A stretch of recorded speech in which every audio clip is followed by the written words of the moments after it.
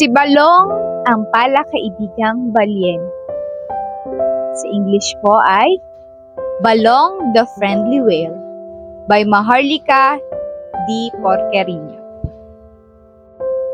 Si Balong ay isang balyena. Siya ay kilala bilang pinakamabait at palakaibigang balyena sa karagatan. Gustong-gusto niyang makipagkita sa mga bagong nilalang sa dagat at tuklasin ang mga bagong lugar. Isang araw, nagpasya si Balong na pumunta sa baybayin ng panukulan upang maghanap ng mga bagong kaibigan. Dahil narinig niya na palakaibigan ang mga nilalang sa ilalim ng dagat sa lugar na ito. Masaya siyang naglakbay mula sa karagatang Pasipiko hanggang sa baybayin ng panukulan. Ngunit, pagdating ni Balong sa baybayin, sinalubong siya ng takot at pagtanggi. Ang maliliit na isda ay nagtakbuhan. Takot na takot sila sa higanting balyena. Nagtago sila sa mga korales at batuhan.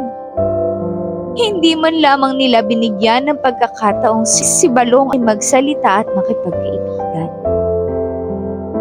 Ang mga pating naman ay patuloy siyang iniiwasan. Sa tuwing si Balong ay lumalapit sa kanila, sila ay lumalayo at nagtatawanan.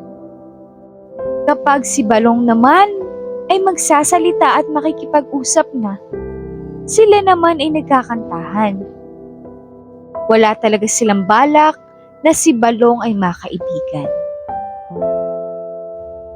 Dahil sa labis na kalungkutan, nagsimulang maglangoy si Balong nang walang direksyon.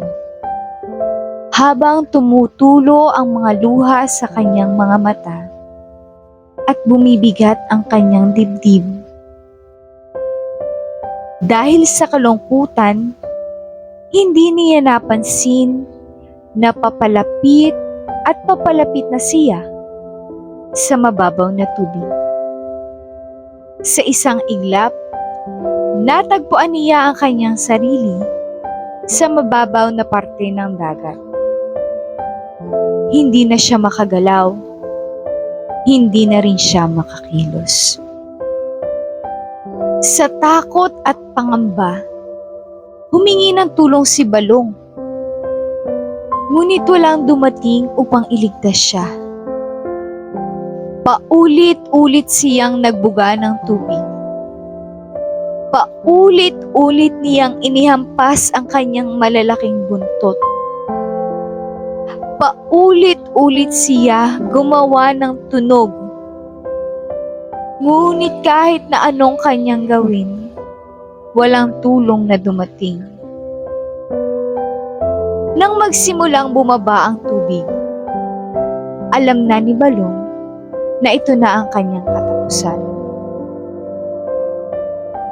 Pagod na din naman ang kanyang katawan. At masakit pa rin ang kanyang kalooban. Dahil sa layo-layo ng kanyang nilakbay, kahit isa, wala siyang naging kaibigan. Ngayon, wala na siyang magagawa kundi ang magpabaya na lang at tanggapin na ito na ang kanyang magiging himlayan. Nang marinig ng mga nilalang sa dagat ng panukulan ang malungkot na balita tungkol sa pagpanaw ni Balong, sila ay napuno ng kalungkutan at panghihinayang. Huli na ng kanilang maunawaan na nawalan sila ng pagkakataong maging kaibigan, ang pinakamabait at palakaibigang balyena sa karagatan. Mula noon, nangako silang magiging mabait at magalang sa mga estranghero, gaano man sila kakakaiba. At bagaman wala na si Balong, Ang kanyang alaala ay patuloy na mabubuhay.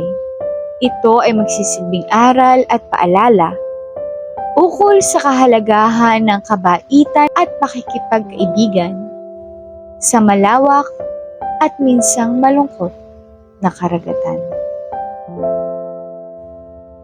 Si Balong, ang palakaibigang balyena. Balong, the friendly whale. Thank you. Bye!